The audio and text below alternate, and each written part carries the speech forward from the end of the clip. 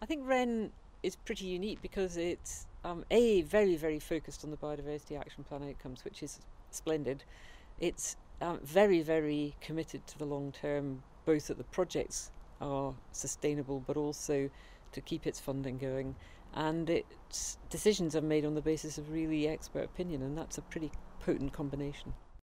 We're going to see, as a result of the WREN investment, a whole variety of habitats improving, their linkages into wider landscape conservation improving, species having a better chance of being able to thrive in the face of climate change.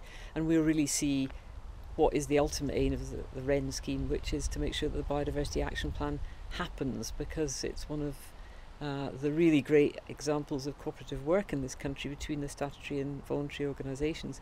But alas, it doesn't have enough money behind it, and WREN makes a difference to that.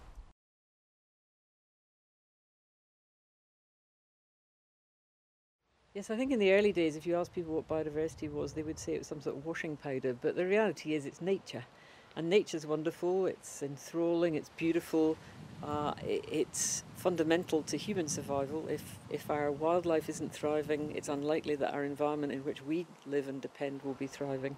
And it's also got a real economic value for tourism, for raw materials, for management of our water supply. There are a whole variety of ways in which wildlife is basic and fundamental to the economic wealth of this country.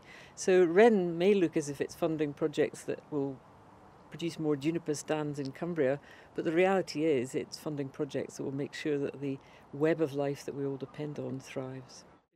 Man's depleting species at a faster rate now than ever before, or at least ever since the last great species reduction, which was long before man existed. So man's impact is pretty dramatic, and it's not in our interest to continue to see these declines happen.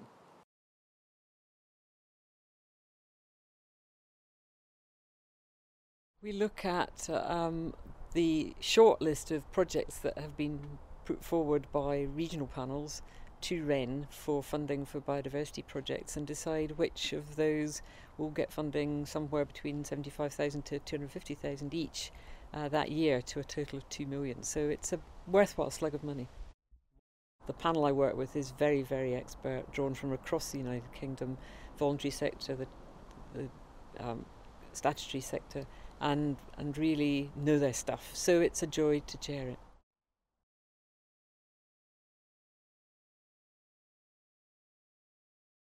We get applications from a wide variety of groups, a lot from the nature conservation charities, some community groups. Anyone who can demonstrate that they can make a difference for biodiversity through land management, we'll consider.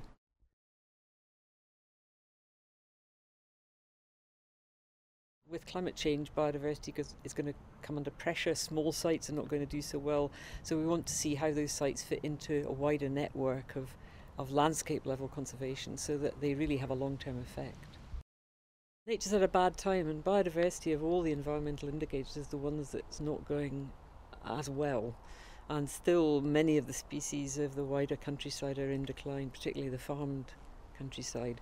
WREN's work is looking particularly at those species that are closest to the edge, the species that are highlighted in the Biodiversity Action Plan as either very rare or fast declining, once common species that are now getting less common. And that prioritisation process, which is what the Biodiversity Action Plan is the core of WREN's philosophy. They want to make a difference to the things in the plan that everyone has agreed are getting a bit too close to the edge for comfort.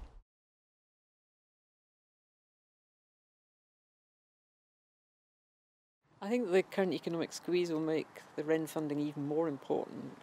Biodiversity has never been particularly well funded. Many of the organisations that did provide funding are going to be squeezed, so WREN's long-term commitment really is important.